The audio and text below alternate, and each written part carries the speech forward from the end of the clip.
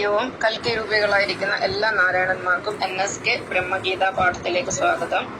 ഞാൻ നിങ്ങളുടെ സ്വന്തം ശിലായ്യപ്പൻ. ഇന്ന് നമ്മൾ ബ്രഹ്മഗീതയുടെ 11ാമത്തെ പാഠം പഠിക്കാൻ പോവുകയാണ്. ഈ പാഠത്തിന്റെ പേര് സത്യവും ശരിയും എന്നാണ്. ഇവിടെ നമ്മൾ 2 ക്വസ്റ്റ്യൻ ആണ് ആൻസർ ചെയ്യാൻ പോകുന്നത്. ഇതിലെ 1ാമത്തെ ക്വസ്റ്റ്യന് എന്താണ് സത്യം, 2ാമത്തെ ക്വസ്റ്റ്യൻ എന്താണ് ശരി. അപ്പൊ നമ്മൾ ആദ്യം പഠിക്കുന്ന എന്താണ് സത്യം. സത്യത്തിനൊരു ഡെഫിനിഷൻ ഉണ്ട്, ഒരു നിർവചനമുണ്ട്. സത്തായിരിക്കുന്നത് എന്താണോ അതാണ് സത്യം. സത്തായിട്ടിരിക്കുന്നത് എന്താണോ അതാണ് സത്യം. ഈ സത്ത് എന്ന് പറയുമ്പോൾ നമ്മൾ ഓറഞ്ച് സത്ത്, ആപ്പിൾ സത്ത്, ഇങ്ങനെ പല സത്തുകളും, മുന്തിരി സത്ത് എന്നൊക്കെ പറഞ്ഞ് പല സത്തുകളെ കുറിച്ച് കേട്ടിട്ടുണ്ട്. അതും ഒരു സത്ത് തന്നെയാണ്. ഉദാഹരണമായിട്ട് നമ്മൾ സസ്യങ്ങളുടെ കാര്യം എടുക്കും. ഓറഞ്ച് ഞെക്കിപ്പിഴിഞ്ഞു കഴിഞ്ഞാൽ അതിനകത്തുനിന്ന് ഒരു ജ്യൂസ് നമുക്ക് കിട്ടും, ഒരു നീര്, അതിന്റെ ഓറഞ്ച് നീര് കിട്ടും. അതാണ് അതിന്റെ സത്ത് എന്ന് പറയുന്നത്. കാരണം അതിനൊരു പ്രത്യേക ക്വാളിറ്റി ഉണ്ട്, പ്രത്യേക ടേസ്റ്റ് ഉണ്ട്, ഒരു ടേസ്റ്റ് അത് മെയിൻറ്റെയിൻ ചെയ്യുന്നുണ്ട്. അതുപോലെ മുന്തിരി ആയാലും അതിനും ഒരു പ്രത്യേക ടേസ്റ്റ് ആണ്. ഇത് രണ്ടിന്റെ ടേസ്റ്റ് ഒരിക്കലും ഒരുപോലെയല്ല. ആപ്പിൾ ആയാലും അങ്ങനെ തന്നെ. അപ്പൊ ഏതൊരു സസ്യം എടുത്താലും അതിനൊരു ക്വാളിറ്റി ഉണ്ട്. ഇപ്പം പാവയ്ക്ക എടുത്തു കഴിഞ്ഞാൽ അതിന്റെ കയ്പ് നീര്, അതാണ് അതിന്റെ സത്ത്. കരിമ്പ് എടുത്തു കഴിഞ്ഞാൽ അതിന്റെ മധുരം, അതാണ് അതിന്റെ സത്ത്. അത് സസ്യങ്ങളുടെ കാര്യത്തില്. ഇനി ജന്തുക്കളുടെ കാര്യത്തിൽ നമ്മൾ എടുത്താലോ, ഇനി പശുവിനെ എടുക്കുക. ഈ പശു ഏത് നിറത്തിലുള്ളതായാലും പാൽ ഒരു നിറമാണെന്ന് നമുക്കറിയാം. പാലിനൊരു പ്രത്യേക ക്വാളിറ്റി ഉണ്ട്, അതെപ്പോഴും അത് മെയിൻറ്റെയിൻ ചെയ്യുന്നുണ്ട്. പിന്നെ അതുപോലെ ആടായാലും ആടിന്റെ പാലും പശുവിന്റെ പാലും ഒരുപോലല്ല. അപ്പം പശുവിന്റെ പാലിന്റെ സത്തല്ല ആടിന്റെ പാലിന്റെ സത്ത്. കോഴിയും താറാവും നമുക്ക് മുട്ട തരുന്നുണ്ട്. കോഴിയുടെ മുട്ടയുടെ ടേസ്റ്റ് അല്ല താറാവിന്റെ മുട്ടയുടെ ടേസ്റ്റ്. അപ്പൊ ഇതിന്റെ എല്ലാം സത്ത് വ്യത്യസ്തമാണ്. ഇറച്ചിയായാലും ഞാൻ ഇതിന്റെ ഇറച്ചി കഴിച്ചിട്ടുണ്ട്. ഇറച്ചിയായാലും വ്യത്യസ്തമാണ്, അതിന്റെ മാംസം വ്യത്യസ്തമാണ്. അപ്പൊ ഇതിനെല്ലാം ഓരോന്നിനും ഓരോ സത്തുണ്ട്, ഒരു സത്യമുണ്ട് അതിനകത്ത്. അതിന് പ്രത്യേക ക്വാളിറ്റി ഉണ്ട്. പട്ടി ആയാലും പട്ടിക്കൊരു ക്വാളിറ്റി ഉണ്ട്. അത് ഏത് തരം പട്ടിയായാലും അതിന്റെ ഒരു പ്രധാന ക്വാളിറ്റി എന്ന് പറയുന്നത് അതിന്റെ ലോയൽറ്റി, അതായത് വിശ്വസ്തതയാണ്. യജമാനോട് കാണിക്കുന്ന വിശ്വസ്തതയാണ് അതിന്റെ ക്വാളിറ്റി എന്ന് പറയുന്നത്. അപ്പം അങ്ങനെ പ്രകൃതിയിൽ ഏതൊരു വസ്തു എടുത്താലും നമുക്ക് ഒരു പ്രത്യേക ക്വാളിറ്റി കാണാൻ കഴിയും. അതാണ് അതിന്റെ സത്യം എന്ന് പറയുന്നത്. പിന്നെ ഇനി നമുക്ക് ജീവനില്ലാത്തവരെ കുറിച്ച് പറയാം. സൂര്യന് ക്വാളിറ്റി ഉണ്ട്. കത്തിജ്വലിച്ച് നിൽക്കുന്ന, ചൂടും വെളിച്ചവും തകരുന്നതാണ് ആ സൂര്യന്റെ സത്തെന്ന് പറയുന്നത്. ചന്ദ്രൻ എന്ന് പറയുന്നത് തണുപ്പാണ്, ശീതളമാണ്. രാത്രിയിൽ നമുക്ക് വെട്ടം തരുന്നുണ്ട്. പിന്നെ സസ്യജാലങ്ങളുടെ വളർച്ചയെ സഹായിക്കാൻ ചന്ദ്രൻ സഹായിക്കുന്നുണ്ട്.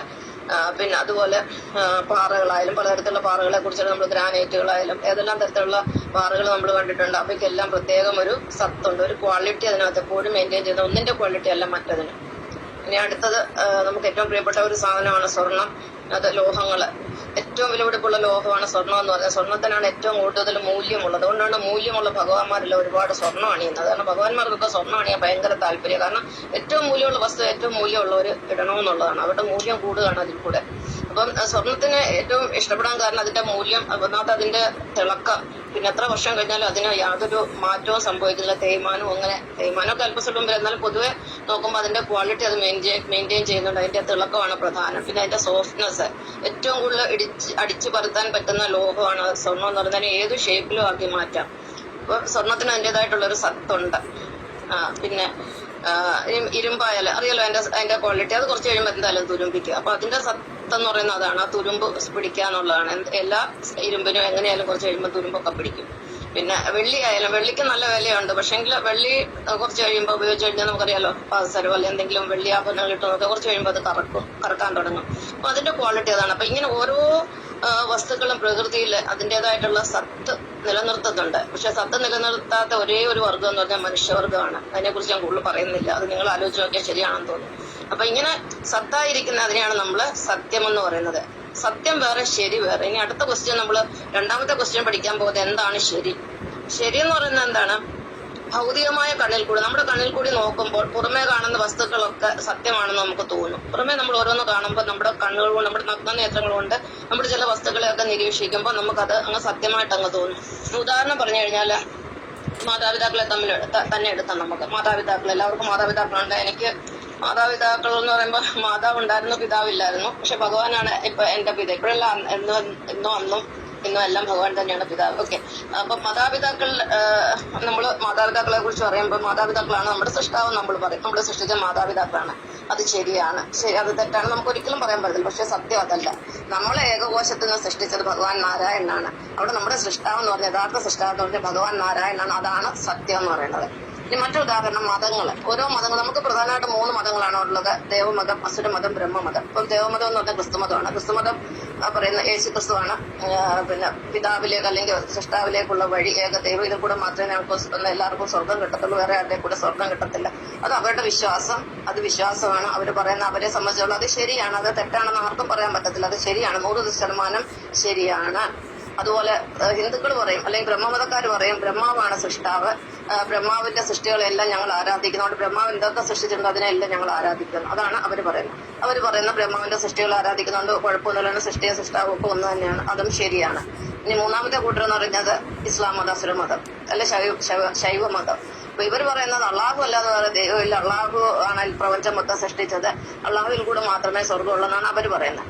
അവരെ സംബന്ധിച്ചുള്ള അതും ശരിയാണ്, നമുക്ക് തെറ്റാണെന്ന് പറയാൻ പറ്റില്ല. പക്ഷെ ഇതൊന്നും സത്യമല്ല, ഇത് 3 സത്യമല്ല. സത്യം എന്താണ്?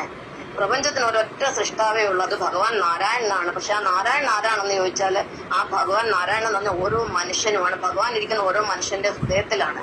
എന്നാൽ ഈ ഹൃദയത്തിൽ ഭഗവാൻ ഇരിക്കുന്നെങ്കിൽ നമ്മുടെ ജീവനായിട്ടാണ് ഭഗവാൻ നമ്മുടെ ഉള്ളിലിരിക്കുന്നത്. എങ്കിലും ഭഗവാൻ ഒരു ഊർജ്ജ കേന്ദ്രമുണ്ട്. കാരണം നമുക്കൊരു ചൂടും വെളിച്ചവും നമുക്ക് കിട്ടുന്ന ഊർജ്ജ കേന്ദ്രം എന്ന് പറഞ്ഞാൽ സൂര്യനാണ്. സൂര്യനില്ലെങ്കിൽ പിന്നെ ചൂടുമില്ല, വെളിച്ചമില്ല.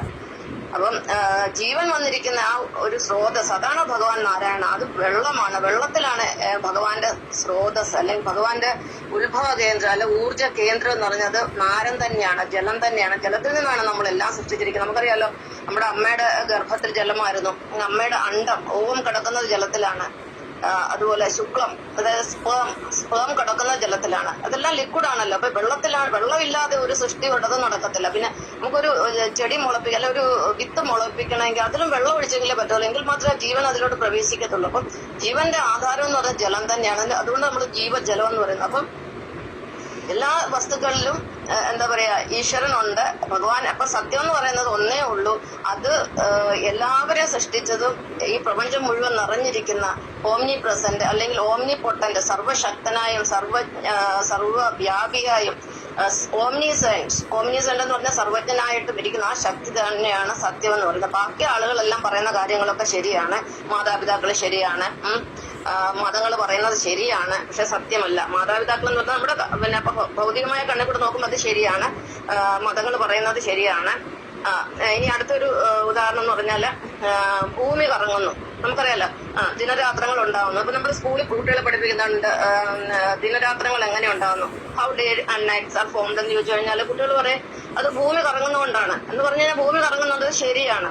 ഇനി ഞാൻ ചോദിക്കും, അപ്പൊ എന്റെ മനസ്സിൽ പെട്ടെന്ന് ഒരു ക്വസ്റ്റ്യൻ എപ്പോഴും സ്കൂളിൽ തന്നെ, ഞാൻ സ്കൂളിൽ പഠിക്കുന്ന കാലത്ത് ഒരു ടീച്ചർ ഒരു കാര്യം പറഞ്ഞു കഴിഞ്ഞാൽ എന്റെ അപ്പുറത്തൊരു ക്വസ്റ്റ്യൻ എന്റെ മനസ്സിൽ എപ്പോഴും വരും. പക്ഷെ ചോദിക്കാൻ പേടിയാണ് ടീച്ചറിനോട്, വല്ല ടീച്ചർ വല്ലതും പറയുന്നത്. ഞാൻ എന്നോട് തന്നെ അത് ചോദിക്കും, എനിക്ക് തന്നെ ഉത്തരം കിട്ടും. അപ്പൊ ഭൂമി കറങ്ങുന്നതുകൊണ്ടാണ് ദിനരാത്രങ്ങൾ ഉണ്ടാകുന്ന പറയുന്നത് സത്യമല്ല, ശരിയാണ്. എന്നാല് സൂര്യൻ സൂര്യൻ ജ്വലിക്കുന്നില്ലെങ്കിൽ പിന്നെ ഈ ദിനരാത്രങ്ങൾ ഉണ്ടാവും. എന്റെ മനസ്സിൽ വരുന്ന അന്നത്തെ സംശയമാണ്. അപ്പൊ സൂര്യന് പ്രഭയേ ഇല്ല. അപ്പൊ എങ്ങനെ ഭൂമി കറങ്ങിയാലും എങ്ങനെ ദിനരാത്രങ്ങൾ ഉണ്ടാവും?